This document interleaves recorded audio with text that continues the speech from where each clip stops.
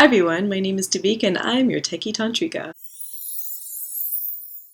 Hi everyone, I hope you're having an amazing week. This week I decided to cover female orgasms. The great thing about female orgasms is there is like a wide range of different types of orgasms women can have. And this is something that modern science is trying to catch up with, and I mean we're still also looking at conversations still even about whether or not women are actually able to have their own version of ejaculation. I've seen debates about whether or not certain spots exist. I'm sure at this point we've confirmed the G-spot exists. There's just so much in modern science that has to catch up to what we've come to understand in centuries in Tantra. In Tantra we have really understood that in both men and women, the whole body is actually capable of having so many different types of orgasms. One thing that's really great to keep in mind with both men and women is the fact that when you have very sensitive parts in the body, the very concept of being able to slowly stimulate those parts of the body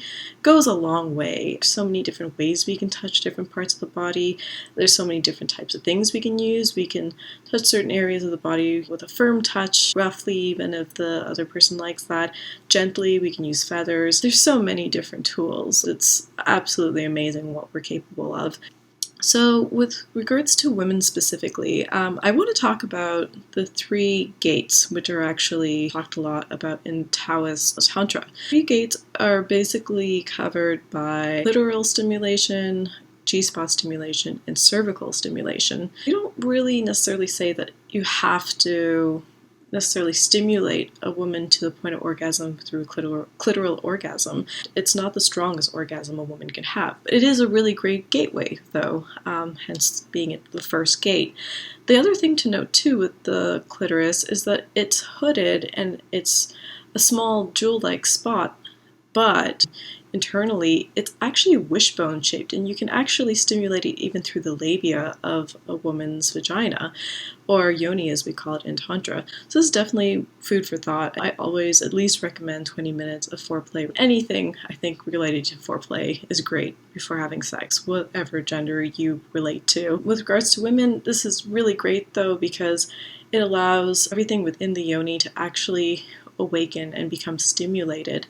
So when you go from arousing a woman from the clitoral side, and also keep in mind too, you can also brush the thighs and really get involved in everything outside of the yoni itself too. Hips, like the whole area around the vagina is just very sensitive. And I mean, even guys, you can relate to the fact that the inner thigh is really sensitive too, right? Even below the navel, that's also a really sacred area within Tantra as well. About 3 inches below the navel is a very sensitive area for many women. When you get into the G-spot, it's the second gate. It can be very easily stimulated through sensation, actually just using 2 fingers, inserting into the vaginal opening and actually brushing that spongy area on the inside of the vagina. Actually, you'll feel a change as it becomes aroused. That's the G-spot. Sensation there is really great. A lot of women do require kind of a firm, consistent touch there in order to allow orgasm through the G-spot.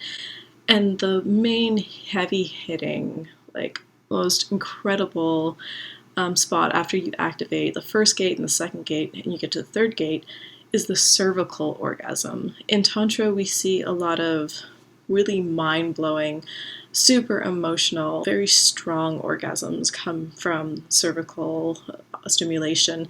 And that's also very thrust-oriented, and I know everybody is different. I would say for most women, once you get the first and the second gate really activated and really juicy, once you get to the cervix, the third gate, and you actually can use, for example, even a dildo in this situation, this is where you can really get some magic going. This is where you can get some, like I said, some really deep, amazing orgasms happening. So that would cover, I would say, the 3 gates in a very small fraction of time. I mean, honestly, you could say so much about each of those areas. Some good tips to remember when you're actually stimulating a woman through these 3 gates. And this is really good for women to really keep in mind. The clitoris, I really want to strongly hit home on this.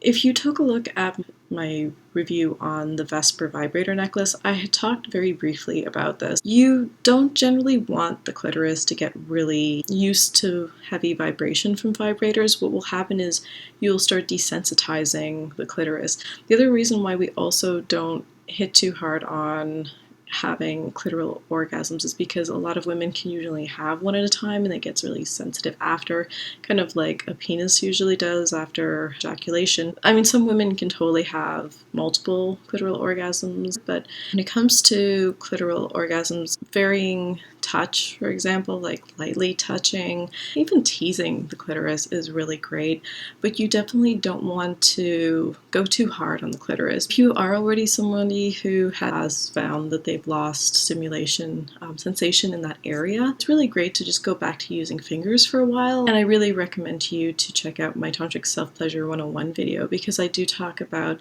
ways you can slowly go into self-pleasure that can also help you with this. I strongly suggest actually taking a look at that video if you haven't already. It's a great complement to this video. So I hope this video has helped all of you, whether you are male, female, or gender fluid. Please feel free to like this video if you've enjoyed it, and if you have any recommendations or any questions, please feel free to leave them in the comments section below. And until next week, everybody, thank you so much. Please feel free to subscribe and take care.